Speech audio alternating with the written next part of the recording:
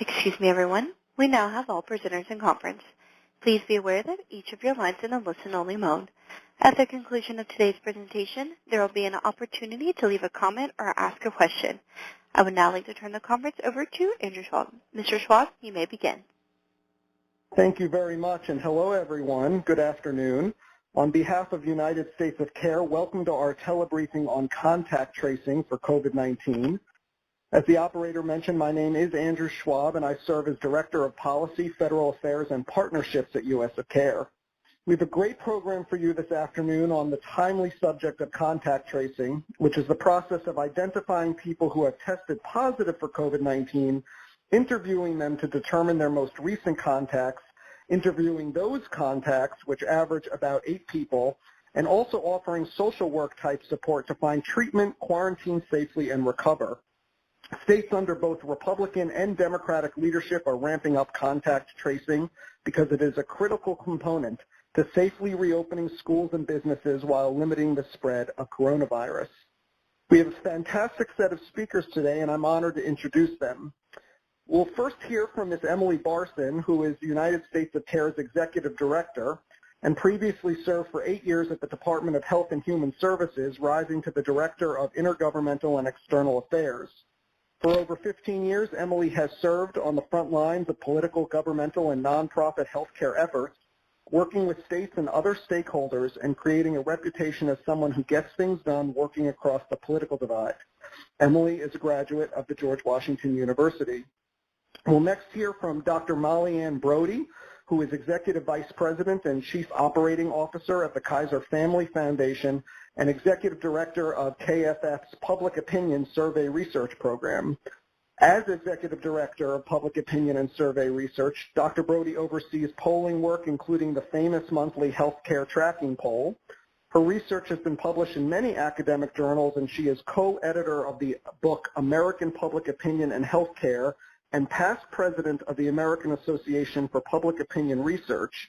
She received an MS in Health Policy and Management and a PhD in Health Policy from Harvard.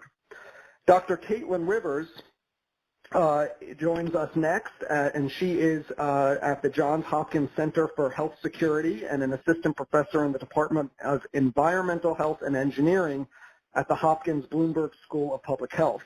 Her research focuses on improving public health preparedness and response through epidemiology, outbreak science, open data, and biosecurity.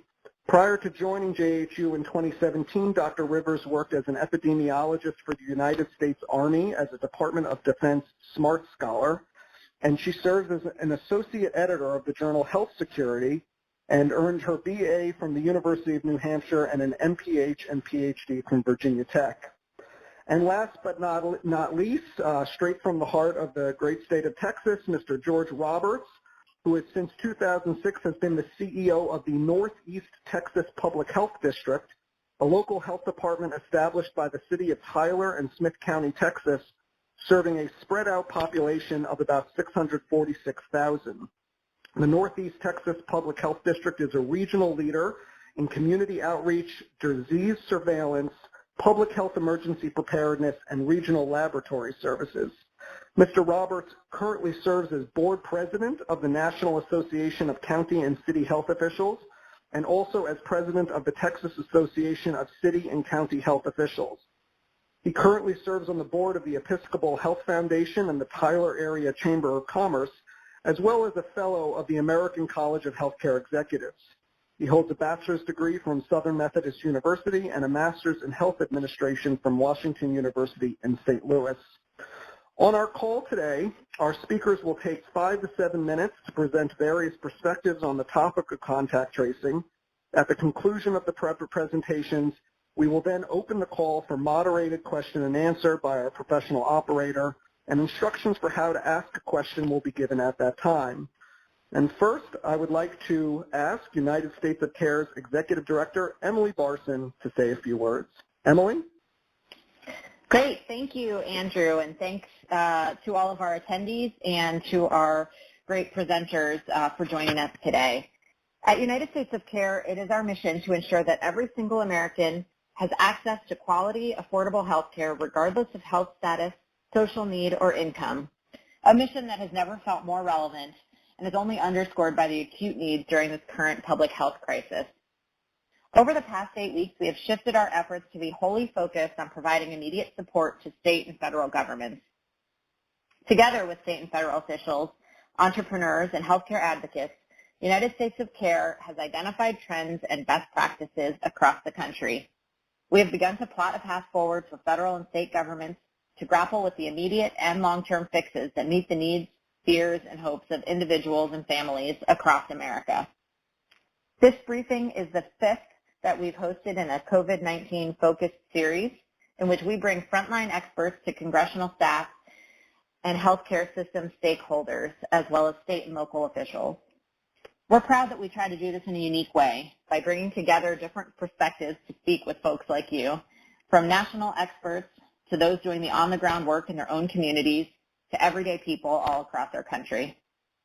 As Andrew mentioned, states with both Republican and Democratic leadership are ramping up contact tracing because it is a critical component to safely reopening schools and businesses while limiting the spread of coronavirus.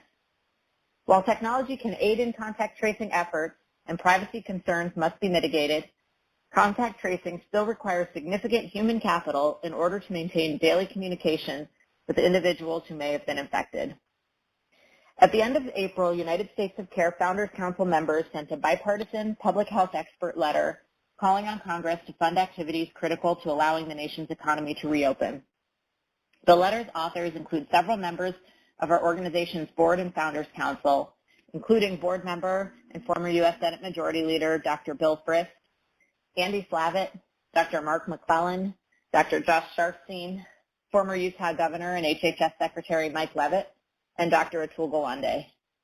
Last week, we sent to all 50 states a State of the State document about contact tracing, cataloging how both Republican and Democratic state leaders are approaching this phase of the track and trace response.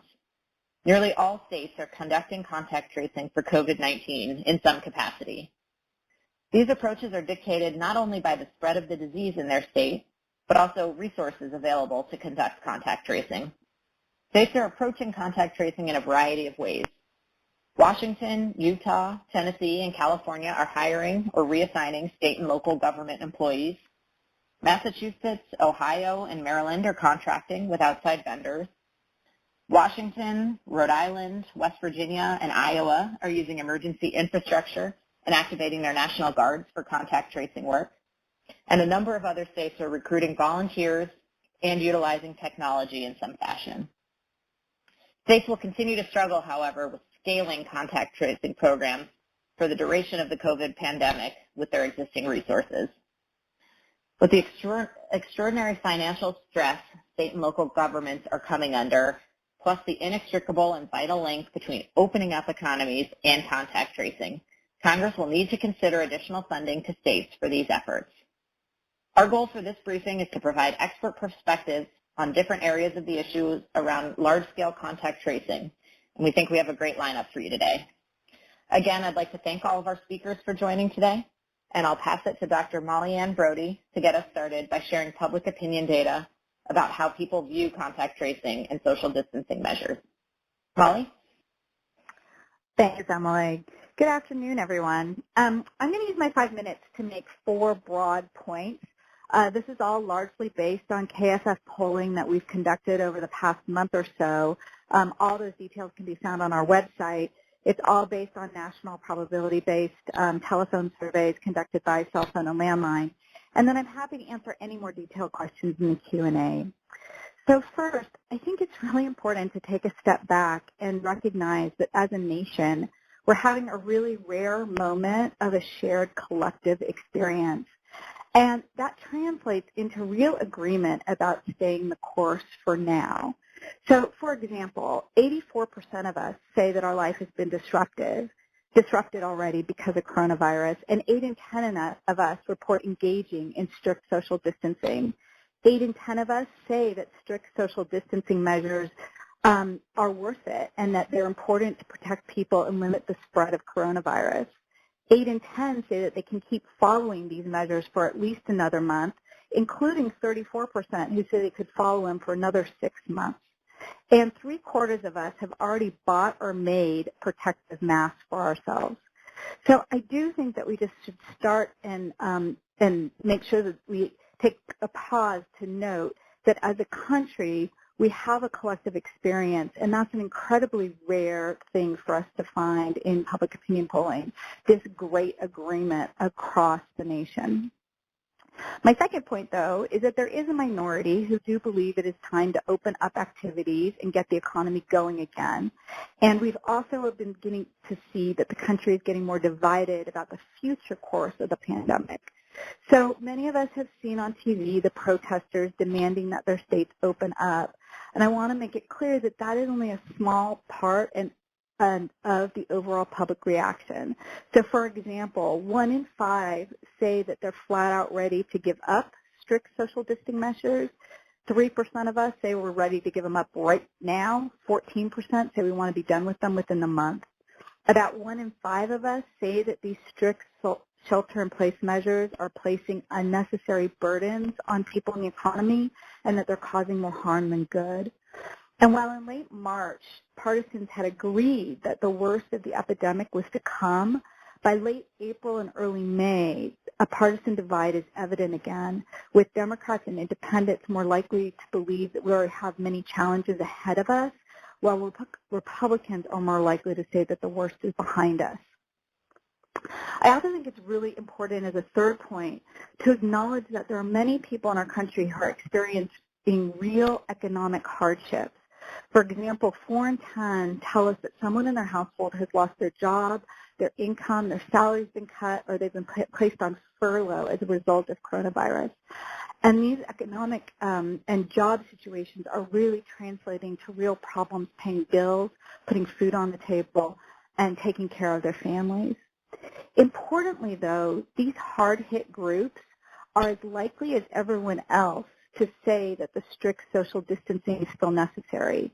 We found no significant differences in the percentage of people who said that the social distancing measures were worth the cost, or any differences in how long each group said that they could follow the existing guidelines. So people who in households that were economically hard hit, about 4 in 10 said they could continue to maintain distance efforts for another month. Same for people in households that didn't have an economic hit. And then lastly, in transitioning to the main topic for today, contact tracing, I want to mention that when we first asked about it, we find some promising reactions. But it is also clear in the surveys that there's challenges to overcome, and that especially is true when smartphone apps are discussed as a mechanism in aiding tracing. So I think one thing for us all to think hard about today is the difference between traditional contact tracing as a public health tool versus smartphone apps as a mechanism in contact tracing. So for example, in our survey, 7 in 10 people tell us that they are willing to share their own test results with public health officials to stop the spread of the virus. And this is really positive news for public health officials. It suggests that there's no stigma associated with testing positive for coronavirus, and that people are comfortable making sure that public health officials know about their status. On the other hand, we definitely see mixed receptivity to using the voluntary smartphone apps to track who you come in contact with. So about half the public says they're interested in this idea, about half aren't. The other thing to note is that opinions are very malleable. It's a very new idea. It's a new concept that people are just starting to get faced with in both the press coverage and in public opinion polling. And it depends a lot. We see results and responses can move a lot depending on what else we tell people in the context of the question. For example, if we say that contact tracing apps will allow people to return to work and businesses to reopen, then many more people are interested in them. It rises to about 66% of people telling us that they would be willing to use them. On the other hand, if I mention anything related to privacy risks, hacking, misuse of data, willingness falls dramatically. I also see differences in results depending on who I mention who's in charge.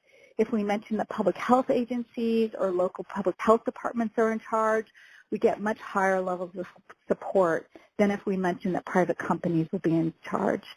It also depends on who I'm talking to. So surprise, surprise, but young people are much more comfortable with smartphone apps and much more comfortable with sharing contact information. It's just more part of the world that they've grown up in than our older people. And there's also some big partisan differences. We see more interest in these apps among Democrats and independents as a mechanism to stop the spread of the virus than we do among Republicans. So I just want to conclude and say that we have to remember that this idea of contact tracing is a new idea to people. They're not familiar with the traditional public health approach to contact tracing, and we haven't seen any public opinion data that really addresses sort of a traditional approach and attitudes about that. What we've seen so far is results related to these smartphone apps. And as I said, how you frame the questions matters a lot. So my expectation is that as the conversation continues across the country and as people learn more and they learn maybe more the difference between some of the traditional public health measures and approaches as opposed to thinking about using their smartphones to passively be collecting information on them, we may see differences in opinions in the future. And I think that this is a really good time for me to turn it over to the public health experts who can talk more specifically about the contact tracing. Thank you so much, Dr. Brody. A reminder to our listeners that we will ask, have questions at the end, and instructions to do that will be delivered after our next two speakers have a chance to present. And with that, I'll turn it over to Dr. Caitlin Rivers of Johns Hopkins University Bloomberg School of Public Health. Dr. Rivers? Thanks so much, and thanks for having me here today. I'm going to spend a little time talking about the goals of contact tracing. Right now, most of us are staying home to slow the spread, so we are breaking chains of transmission by spending as little time in the community as possible. But what many states are starting to do, and what we all want to work towards, is reincorporating those community activities and lift some of those restrictions. Contact tracing is how we will get from here to there. That is how we will safely be able to spend more time in the community and reintroduce those activities.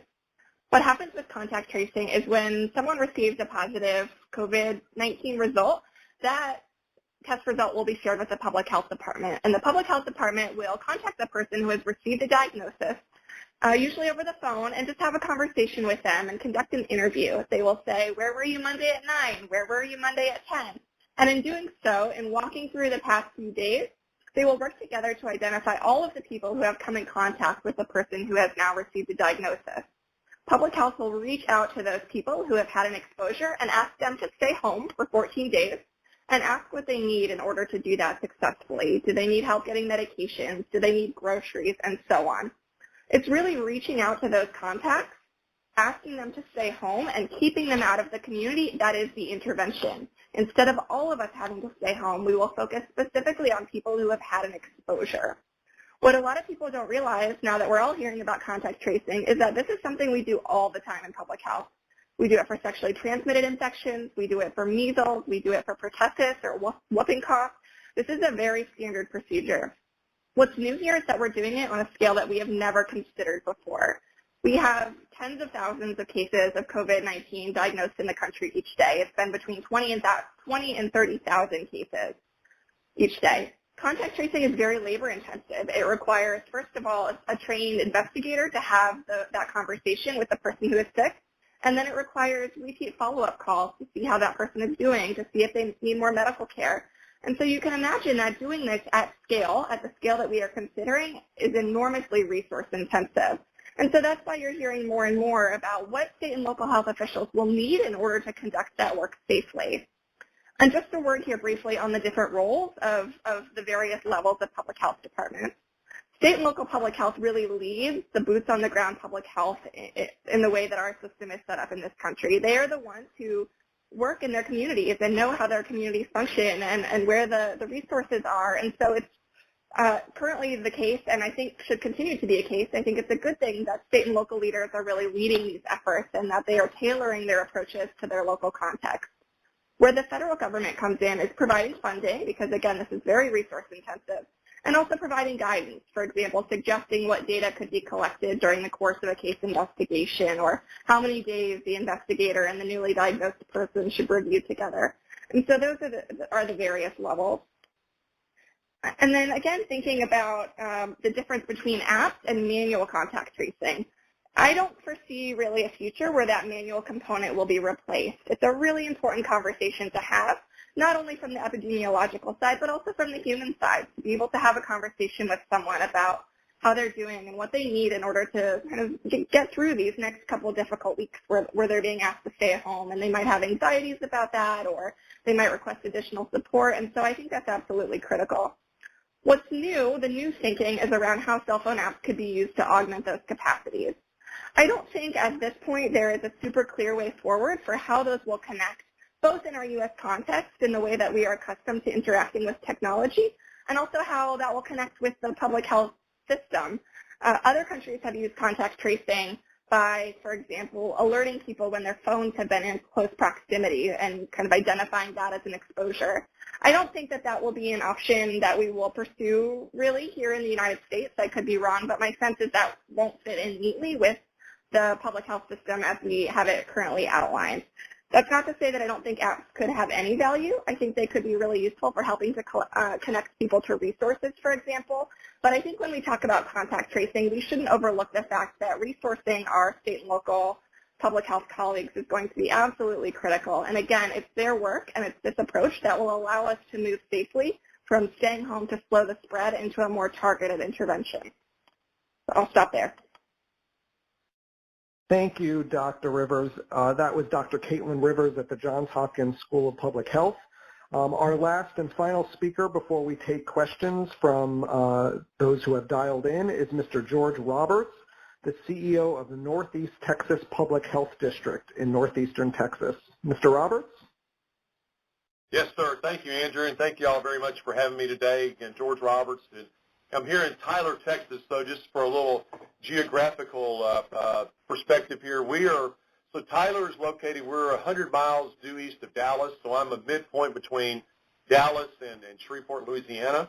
And I'm, roughly, like I say, 2 hours from Dallas, roughly, about roughly 4 hours from Houston, 3.5 to 4 hours from Houston, so kind of give you a little bit of geography here. It's a conservative area of East Texas is a very conservative area, so our politics is conservative here. But we've tried to approach this thing pretty. We've had a pretty aggressive response to this whole COVID-19 in our market. Just for also situational awareness, just to tell you some famous people that are from here. Earl Campbell, the Tyler Rose is from Tyler, obviously, and most recently your Super Bowl MVP out of Kansas City, Patrick Mahomes. I had a chance to watch that young man grow up. So. That's a little bit of perspective here for you. So what has happened here in East Texas? So we had our first case of COVID-19. We announced that to the media on Friday, March 13th, and we had 3 cases here in Smith County. And again, Smith County is geographic. I mean, size-wise, we have about 230,000 plus people in Smith County, about 100 plus thousand in the city of Tyler, and we serve as we're the tertiary medical hub for East Texas. So why is that important for you to know? Well, basically the tertiary type of medical care, if they're not going to Dallas or Shreveport, they're coming here. And East Texas is a pretty large geographic area, so we're going to get patients from probably an hour and a half away from here will come here for their tertiary care. So we focused in very early on to make sure that we knew what the numbers were in our Tyler, Texas hospitals. It could be people from all over East Texas, but we want to make sure that we did not overwhelm that hospital, which was the whole thing about flattening the curve. So let me tell you what we did here locally about contact tracing. So very early on, my EPIs, I do public health emergency preparedness here. We do it in 7 counties, and my EPIs were overwhelmed immediately. And why were they overwhelmed? They were overwhelmed at first because every test that was going to be conducted, they had to approve it, and then they had to send it to Austin for approval. So any person that wanted to be tested for COVID-19, my staff had to listen to that, pitch from a doctor or whoever first. People were also calling us for a whole cadre of issues. What about this? Where I get a test, etc. So they had a hard time just dealing with contact tracing to start off with. our folks in the city of Tyler and Smith County recognized that immediately and said, hey, let us help you with this situation, George. So very graciously they came forth and they brought people such as people from the Tyler Fire Department, people from the Tyler Police Department, and people from the Smith County DA's office, or people from the Sheriff's Department. We were able to get them to help us. And so what is that? How did we train them to do that? Well, these guys are, all these people that I mentioned are trained, they're trained to investigate things. They aren't trained to investigate a public health issue, but they are trained to investigate. So we were able to develop some just-in-time training to get them on board, as well as some HIPAA training. So probably we spent roughly about half a day with each person to get them on board. And in talking to the investigators the other day, they basically said, how long did it take you to kind of get where you felt like you could do this? They said, well, once we had the training and once we did at least one, we felt like we felt pretty good about it. And obviously we could call for questions. So it really has worked very well. We've had so far in Smith County itself, we've had 178 positive cases as of yesterday. Our whole 7-county area that we work with, we've had over 400. And so we've had various models, but Smith County's been the primary model where we've used people in law enforcement to help us with this. Obviously, moving forward, these law enforcement and then fire department people will probably have to move back to other types of duties. So we anticipate that they're not going to be able to help us quite as much in the days ahead as they have been. So we'll have to be bringing on some people to help us with that. But it's been a very, very positive process to get with that, and we've been able to essentially turn things around. Once we get a positive case, we're able to get assigned to a contact tracer and get things moving pretty quickly thereafter. I thought it would be helpful. I know Dr. Rivers gave you a little bit of explanation about contact tracing, but let me just kind of flow you through the process for just a moment. I won't get too much in the weeds here, but just for everybody on the call, so when you get a question from your constituents about what the heck is contact tracing, you at least have a little bit of ideas here. So in my organization, for this 7-county area that I discussed, that would be Smith County, Gregg County, and a couple of smaller counties around us, positive cases, if you have positive COVID-19 tests, we get that positive result is given to us or sent to us, and that's required by law that we must receive that. We function as a state in those 7 counties. So once we enter into a database, we do assign it to a contact tracer pretty quickly. And then the contact tracer makes contact with a positive COVID-19 patient, and that patient is asked, as Dr. Rivers was talking about, where have they been for the past 48 hours? So we're interested in that, but we're primarily interested in who have they been in close contact, that is in a 6-foot radius for a period of time, roughly 30 minutes. So just because they went to the grocery store, we're not going to ask for them to remember everybody they passed by at the grocery store. Because, again, we're looking for primarily where have you been in contact, 6 feet in radius and around 30 minutes in time. As Dr. Rivers mentioned earlier about the COVID-19 positive patients has been given instructions on how to self-isolate and quarantine for 14 days. And then we start the process of calling the positive COVID-19 patients. And this is kind of an interesting piece of information here. So in talking to investigators, we asked them and said, okay, how many contacts are you typically given? And one of the investigators, he had talked to like 14 of the positive cases himself. He said, I can probably count on one hand how many contacts I give. So it looks like it's anywhere from, 2 to 3 people is what is given to us. So sometimes it's going to be a lot more than that, sometimes less than that, particularly if they work someplace like a jail, if they work at on a line at like train manufacturing or meat processing plant, it could be more, but typically it's going to be your family members. But that number is going to change as we start to open up, particularly Texas is starting to open up now. So as people are more and more active, those number of contacts potentially can be greater. So again, once the contact tracing is completed, they return the paperwork to us, and then we start to look for commonalities, like is it the same apartment complex? Do they visit the same place? We start trying to figure out what do these people have in common, and that's going to be one of the things moving forward is we develop some better GIS tracking stuff that we can better find what we call the outbreak areas to really kind of focus our efforts on. We've had roughly 10 people that have typically helped us with contact tracing outside of our organization. We brought on board not only our own EPIs, we do food and restaurant inspections in my organization. So we brought on several of our environmental health people to help us during this time as we go through this process as well. So it's contact tracing, and back to the Smart App thing, I saw the question that was posed earlier today about that. In talking to my team, I want to see how that might potentially work, but I would tell you right now the gold standard on contact tracing is going to be a verbal conversation with somebody. You know, the app or the text, it would be, if all else fails, to try to do something like that. But we'd sure like to talk to everybody that has this. So I'm going to stop there. It's been a very, very positive experience working with the city and county. Our emergency operations center has worked very well. We think we've had some success in keeping the numbers down here. But as I tell people right now, to go back to the football analogy I talked about with Patrick Mahomes, we have just completed the first quarter of the game. There's 3 more quarters to be played, and we'll see how it goes. My main concern moving forward is going to be the jail, the Smith County Jail. We have had some activity there with some inmates, as well as positive on inmates and positive with staff. Nursing homes, we have had some positive cases, but the nursing homes here in Smith County have actually fared, knock on wood, very well so far. And then other areas of Texas that have had problems, and so far around here we have not, in Smith County that is meat processing plants. I know that our friends out in Amarillo, West Texas, and the southern part of northeast Texas, they've had some issues with that. So I'm going to stop there and turn it back to you, Andrew, and we'll open up the questions.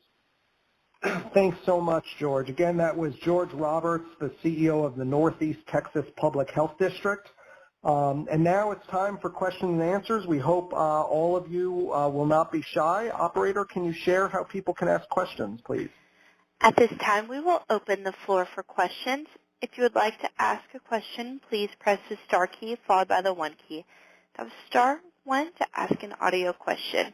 If you are using a speakerphone, please make sure to pick up the handset to allow your signal to reach our equipment. Again, that was star 1 to ask an audio question. First participant, your line is live.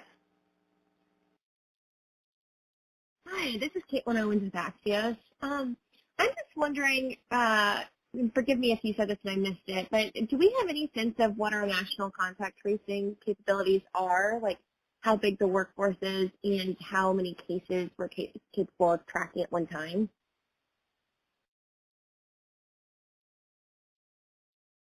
I'm not sure I can give a good answer to that. I'll look at Dr. Brody or Dr. Rivers on that one. I think this is difficult to know because each state is managing its own contact tracing workforce, and it's very much in flux as states move to hire. NPR did an article recently asking about current and expected contact tracing capabilities, and I think the take-home message is that there is still a gap.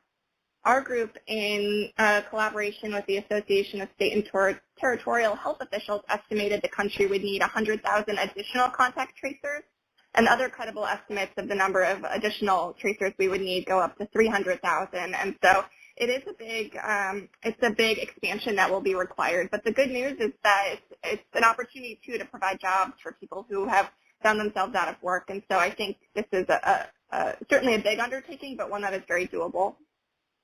And Caitlin, this is Andrew Schwab from US of Care. Just to piggyback on what Dr. Rivers said, the estimates, as you probably know, do range from 100 to about 300,000. The letter that Scott Gottlieb and Andy Slavitt led about 2 weeks ago called for a force of 180,000 contact tracers.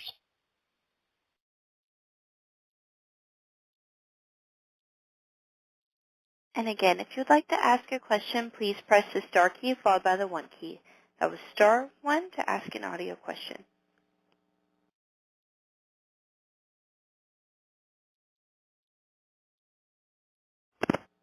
At this time, we have no further questions in queue. I can ask a question. Mr. Roberts, can you talk a little bit about the movement between and communication on COVID that you've experienced in Northeast Texas between federal, state, and local officials and how that has happened. I think that's always a helpful perspective to have for people who are making policy here in Washington. Sure. So one of the best communications, we've had a very, it starts off locally with our Emergency Operations Center. We've actually just scaled that back a little bit. We're just going to be meeting once a week as an EOC and another day a week as the executive committee of our EOC. But on our up until like the week before last, we were meeting every Monday through Friday, and we had an open line. We had allowed people of our federal Senator Cornyn and Cruz's office have been participating in the calls. Representative Congressman Gomer's office has been participating. We've had our state senator Brian Hughes and our state representative Matt Schaefer. Their office, either they or their office, has participated in our calls. So there's been constant communication between federal, state, and local partners, and we've reached out on many occasions when we were having issues, trying to get testing supplies or PPE or things like that. We've reached out to the federal and state people on many cases, and I know personally I've reached out to both particularly Senator Cornyn and Congressman Gomer's office, as well as the state senator and state rep as well. So we've had that ongoing communication through our EOC, but we've had we've kind of looked at this in some ways that the federal resources have gone primarily toward the back east to the New York area where the most cases are, et cetera. So in a lot of ways, we figured early on we better, as Tyler and Smith County, we better figure out and we better be somewhat self-reliant here. So while we can help, we want to ask the feds and the state for something, we better figure out ways to do it ourselves. But and I think that's worked for us pretty well too. But our federal and state partners have been very, very, very vital. The Department of State Health Services in Texas has been very vital to me. They've had daily, they've scaled back on their. They were doing a daily call. They've scaled that back to a couple times a week now. But they've been a good partner with that. They've been readily accessible to myself and my peers as well as others. So I think the relationship between the Fed, state, and local has worked pretty well here in East Texas. Great. Thank you for that perspective. Again, it's *1 to ask a question. Operator, do we have any in the queue? At this time, we have no further questions in queue. Okay, then I'll ask one more question of Dr. Brody. Dr. Brody, from your experience in public opinion research, is there a point that you might assume or that you can kind of piece together or perhaps even have real data for at which people will start to kind of get antsy and not have the support for the social distancing and contact tracing efforts that we've been discussing this afternoon?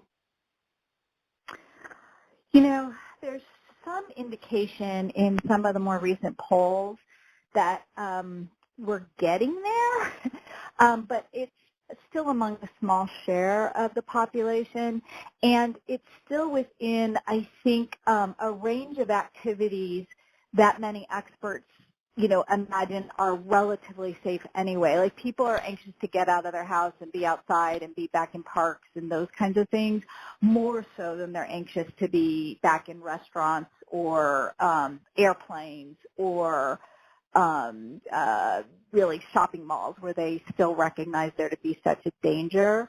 But I anticipate that, as we hit, summer months and nicer weather, and as families struggle more and more with their kids being at home without even school to keep them busy, there's going to be more and more sort of angst about leaving sort of these very strict social distancing measures. There's some very recent polling that says more people are starting to see friends and family again. You can sort of understand that if your friends and family member have been under kind of lockdown for, 8 weeks, and we all know from what we've heard on, the news that 2 weeks in isolation makes you pretty safe. It seems a little bit safer to now see your friends and family, in your backyard or on something, and I anticipate that we're starting to move towards that.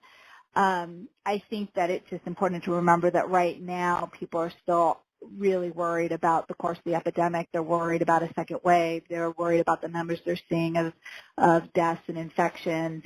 And some of the states that are opening up very fast are opening up with a public that's a little bit reluctant to open up as fast as the states are opening up. So it's, you know, I don't know if there's an inflection point, which is I think maybe what you were asking, but I think we're starting to move towards that conversation for sure in our public opinion data. Great, thank you. Operator, one last call for questions. As a reminder, if you would like to ask a question, please press the star key followed by the 1 key. That was star 1.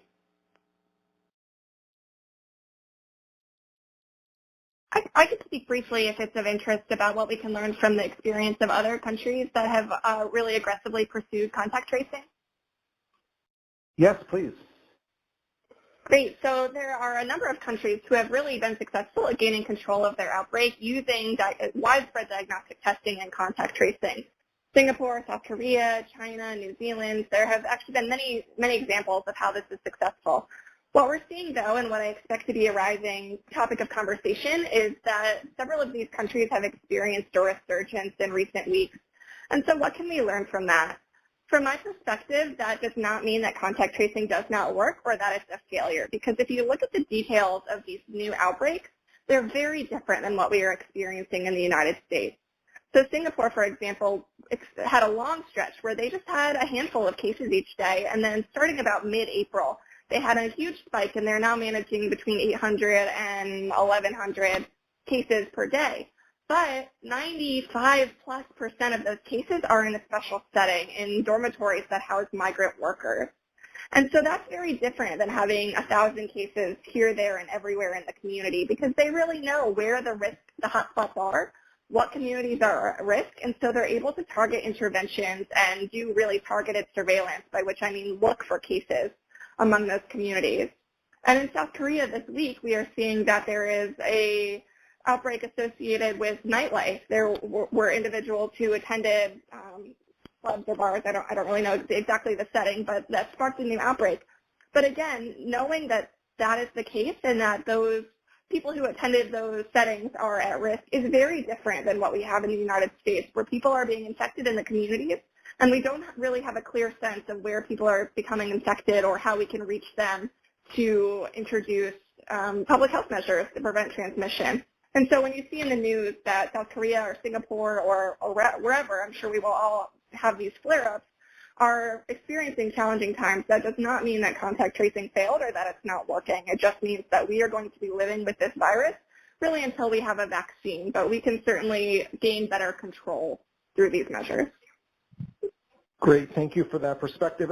Can you talk a little bit, Dr. Rivers, about the interesting situation in the Scandinavian country of Sweden, where they have decided to try to go for herd immunity versus any type of social distancing measures? Yeah, so Sweden has adopted a different approach than its neighbors. They have largely kept their society open. They have paired that with public health messaging, asking people to keep distance, wash your hands, stay home if you're sick, but nonetheless, they have made different moves than many other countries. And so we're starting to see how that is unfolding. And unfortunately, it does seem that they have been experiencing more transmission and more, unfortunately, fatal cases than their neighbors. And so this is, I think, a cautionary tale of underestimating this virus. If there's one mistake that the world has consistently, systematically made, it's underestimating this virus. And I know that earlier in the outbreak there was some, it doesn't feel right to call it hope, but there was some possible scenario where maybe actually we all had COVID and maybe we're all immune and we're close to reaching herd immunity. But now we are starting to get studies looking at evidence of past infection or serology in people. And it's clear that in most communities in the United States that number is in the single digits, meaning only 2 or 5% of us have evidence of past infection. In places that have been very hard hit, like New York City, which is closer to 20%, that number is higher. But in order to reach herd immunity, we would probably need to be in the neighborhood of 60%. So that means we would need New York City to have 3 times the level of infection, which is certainly not a goal. So I I am not in favor of strategies that that favor kind of getting to herd immunity as fast as possible. I think it's really in our best interest to regain control. Wonderful. Thank you, Dr. Rivers. Operator, any last questions in the queue? Yes. Next participant, your line is live. Yes, I have a question. As the country opens up, according to Dr. Fauci, there will be many more cases of the virus. Will we have enough people to go around to do the contract tracing? I'll take it. This is George. I'll take a shot at that. That's a good question. I think that's part of the efforts right now is to try to get people lined up and get public health agencies across the country staffed up to be able to do that. But I also think that we need to continue to make sure that we've got the public health messaging out there. Contact tracing is one of the big things we have in our toolbox, but we also need to continue to encourage citizens about the whole idea of social distancing, basically trying to stay 6 feet away from each other. We need to encourage people also to stay home when they're sick. And I'll also ask, all of us have been guilty of going out in public when we're sick, President Company included, the one speaking right now, shall I say, and that's something we have to stop. We cannot go out when we're sick during this period of time particularly. So please, when you're sick, stay home. You may have COVID, you may have something else, but this is not the time to be brave. Staying home is being brave, shall I say.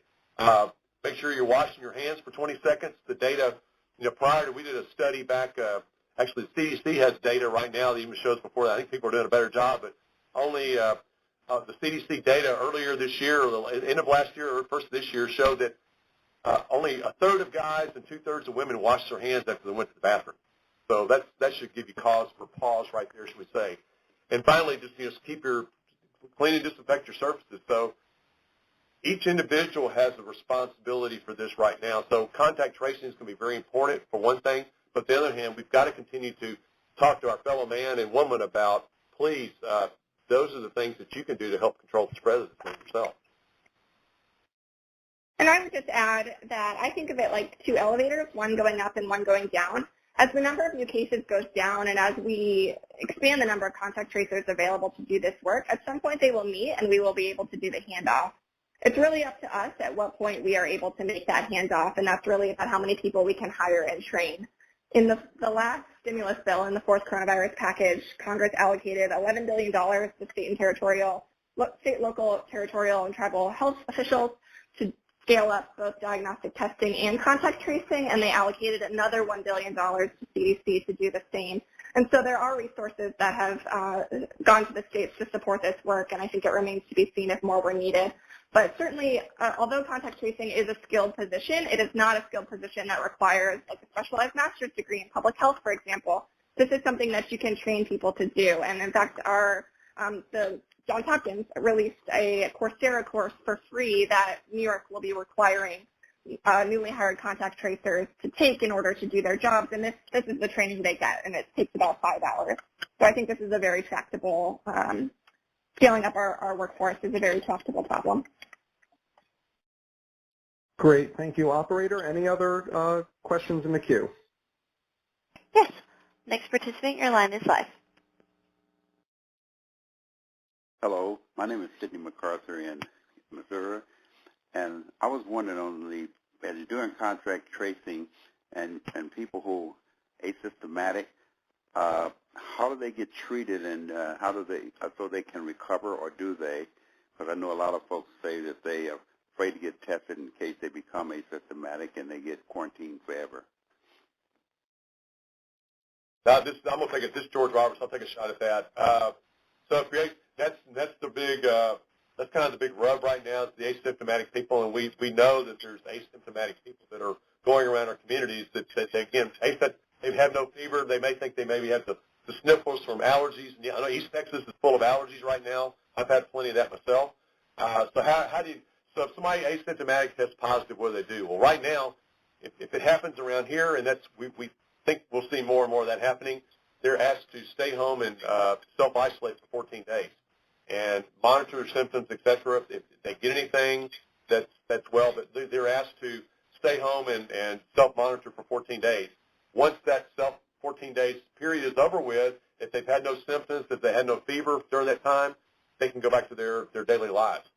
Sometimes people will want them to take another test, but right now the CDC does not necessarily recommend that. It could be an employer may recommend that they get another test or something like that, but the CDC does not recommend that. That's not their guidance at this particular point. Does that answer your question? Yes, thank you.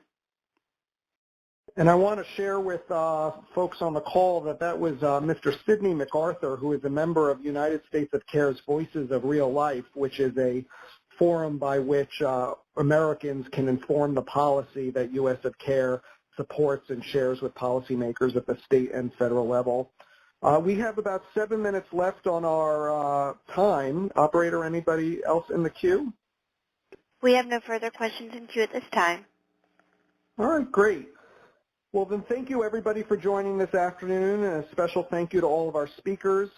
Please visit United States of Care's COVID-19 Hub at unitedstatesofcare.org/COVID-19. And to support the work of United States of Care, you can visit unitedstatesofcare.org/giving and contact us, Hill folks and state folks, if you need policy support, insight to people, or insight to people-centered approaches, or if there are topic areas you believe we can add value. And always follow us on Twitter at US of Care. Thank you, everybody, and have a good afternoon. Thank you. Thank you, ladies and gentlemen. This concludes today's teleconference. You may now disconnect.